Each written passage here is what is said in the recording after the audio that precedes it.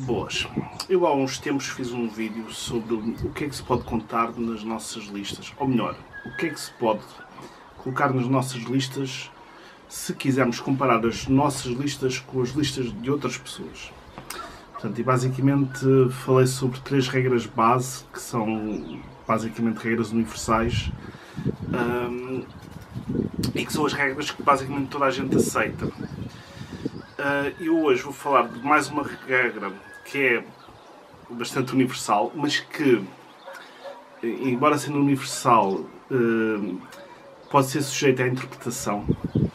E vou falar de uma questão que é complicada. É complicado.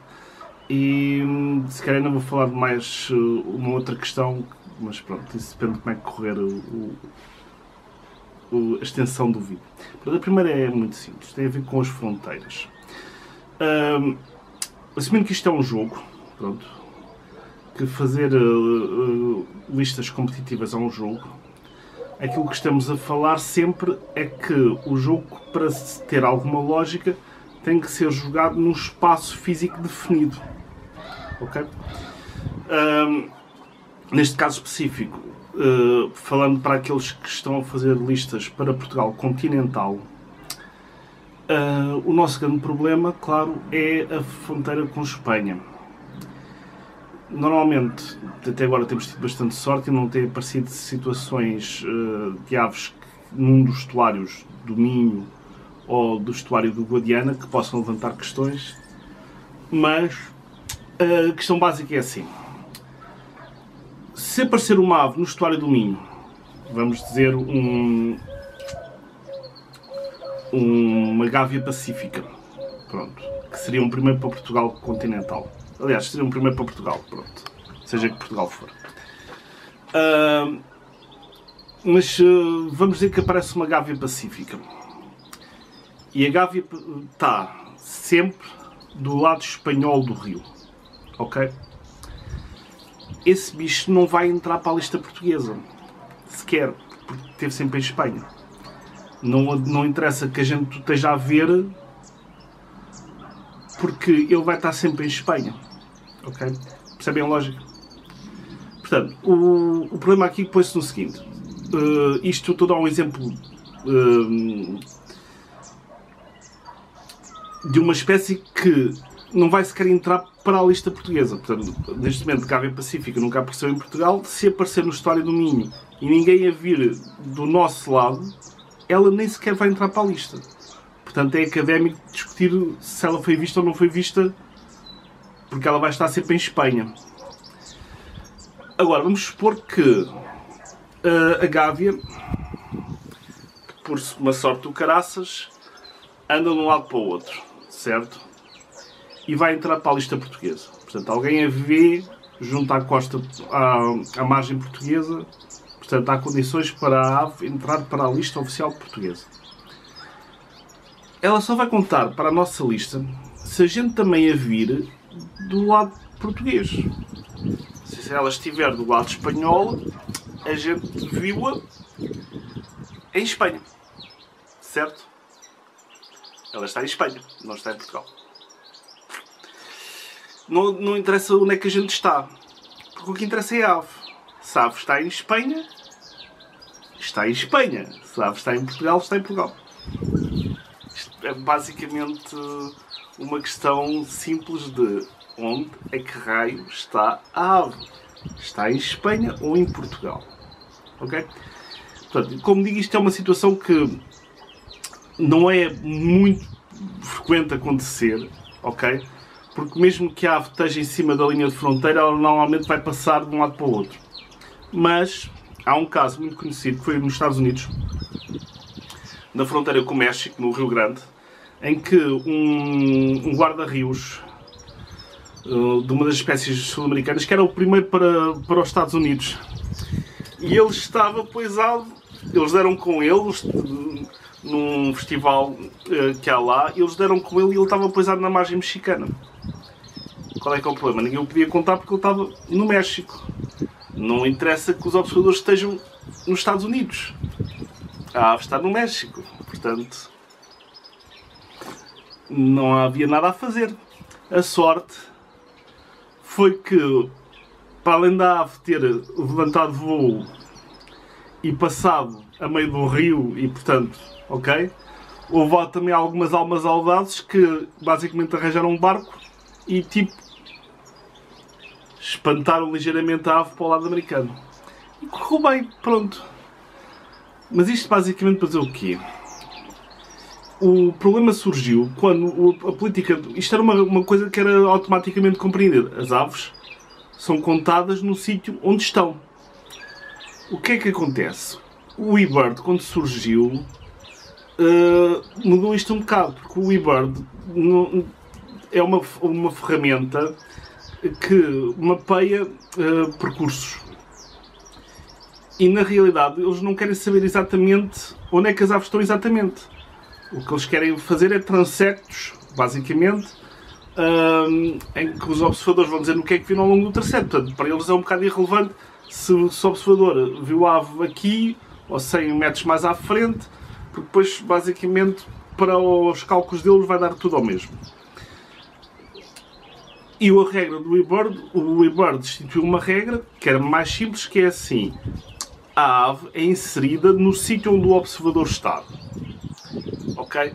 O que para eles faz sentido, mas eles não estão a fazer listing, não estão a fazer listas. E isso causou alguma problemática.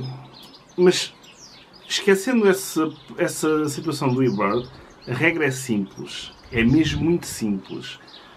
Conta-se a ave. Não se conta o sítio onde o observador está. Se eu estou em Portugal, certo, e a ave está em Espanha, eu só posso contar a ave para a minha lista espanhola. Não posso contar para a minha lista portuguesa. Porque a ave não está em Portugal. Está em Espanha. Certo? Bom, o outro assunto ainda é mais giro, que é o seguinte. Que é colocar na lista aves que foram só ouvidas. Ok? Isto antigamente só se colocavam aves vistas. Só que nos Estados Unidos havia um problema. Okay? O problema é assim: há duas espécies de ralídeos, de, vamos dizer, frangos de água americanos, que é o Yellow Rail e o Black Rail, portanto, o frango de água amarelo e o frango de água preto, que são chatos para se ver, mas mesmo chatos. Aquilo fazem as posanas parecerem brincadeiras de queijo. São assim, tipo, o horror, completamente o horror. Então, o que é que antigamente se fazia? A única maneira de os ver, prática, era uma série de pessoas atirarem-se para dentro de um pântano, unidas por uma corda. Portanto, faziam uma fila, todas unidas por uma corda, e iam avançando, certo? Para conseguirem levantar um. Bom, havia dois problemas. Primeiro é que isso, obviamente, perturba um bocado as aves. O outro problema é que os pântanos têm alligators, têm crocodilos, o que era assim um bocado, como direi, complicado. Além de que havia algumas pessoas que, por motivos vários, ficavam a assistir e contavam a ave quando ela voasse, enquanto os outros tinham um trabalho. Portanto, a coisa não era muito simpática. Pronto. Portanto, por causa dessas duas espécies, os americanos resolveram fazer uma alteração às regras deles. E passaram a dizer que, ok, então pode-se contar aves ouvidas. Porque eles são muito fáceis de ouvir. O problema é vê-los. Só que isso depois levantou um problema. Ok? Em termos dos Estados Unidos, não há nenhum problema com essa regra. Ok? Desde que uma pessoa considere que tanto vale uma ave vista como ouvida. Portanto, ok, tudo bem. Vale a regra. O problema surge quando uma pessoa tem uma lista mundial. Se uma pessoa for para uma floresta tropical, grande parte das aves que uma pessoa vai observar são só de ouvido. Tipicamente uma pessoa está com um guia e o guia diz: olha, está a ouvir este... Neste caso eu estou aqui a ouvir uma funha dos juncos. Está aqui a ouvir este ziting, ziting, ziting. É uma funha dos juncos. E uma pessoa tenta ver a ave, não vê a ave. Só a ouve. Qual é o problema? Isso é tudo muito giro se uma pessoa e vou vendo algumas aves, mas imaginem que vocês vão numa floresta tropical e saem lá com uma lista de 200 espécies. 200 espécies, espetacular, só que só viram 50. As outras 150 foram identificadas pelo guia com base no ouvido. Ora, qual é que é o problema normal? O problema normal é que vocês não teriam conseguido identificar, normalmente, nem tipo 10% daquelas 150 espécies. Portanto, vocês basicamente estão a contar aves que o guia disse que vocês ouviram. E que o guia identificou. E que vocês não as viram. Podem ou não tê-las ouvido. Mas de certeza absoluta não tiveram nada a ver com a identificação do bicho. E mais, como é óbvio, o guia também quer inflacionar provavelmente o número de espécies da viagem. Portanto, vocês não têm maneira nenhuma de saber se o guia está a falar a verdade sobre aquilo que vocês estão a ouvir ou não. Consequentemente, a nível de listas mundiais ou grandes regiões, macro-regiões, dizer que se conta aves ouvidas é assim um bocado, como direi, faz com que a lista fique dúbia. Ok? O que causa que muitos dos grandes listers, das pessoas que têm grandes listas mundiais, ponham lá mesmo a dizer só aves vistas. Ou 100 aves só ouvidas. Portanto, eles garantem que viram todas as aves. Ok? E eu concordo. Certo? Eu nunca tive numa situação em que em Portugal, ou em qualquer outro lado, diga-se passagem, tivesse só ouvido uma ave. Pronto. Todas as aves que eu ouvi, já vi. Eventualmente eu posso chegar a uma situação dramática, que vai ser provavelmente com o protagonizão, em que eu ouço um e não o vejo. E depois logo aí, depois teremos que ver o que é que eu faço nessa situação. Mas eu provavelmente não vou contar. Ok? Eu acho que não faz sentido. O contra-exemplo que as pessoas dão muitas vezes é o seguinte. Uma pessoa vê um roxinol ou ouve um roxinol. O que é a experiência melhor? Ouvir um roxinol ou ver um roxinol? Porque um roxinol é uma ave castanha. Portanto, é melhor ouvi-lo do que vê-lo. E eu contra-argumento com outra questão. O que é melhor? Ouvir uma cigarrinha ruiva ou ver uma cigarrinha ruiva? E lá está, a cigarrinha ruiva a cantar é espetacular e vista é uma ave castanha arruivada. Portanto, uma pessoa pode dizer assim, é ouvi-la. Só que a piada mesmo, a experiência mesmo, é ver a cigarrinha ruiva enquanto ela está a cantar. Porque é inacreditável pensar que aquele som está a sair daquela goela. Certo? Portanto, sim, eu tendencialmente só irei contar aves vistas.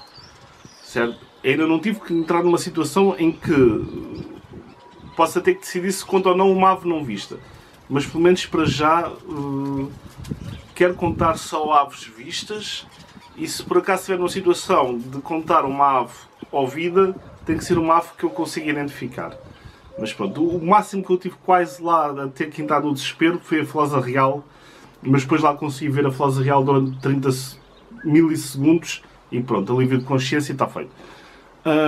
Mas é uma situação tramada. Pronto, o vídeo já está muito longo, eu ainda ia falar das aves apanhadas em redes de anilhagem, mas fica para uma próxima.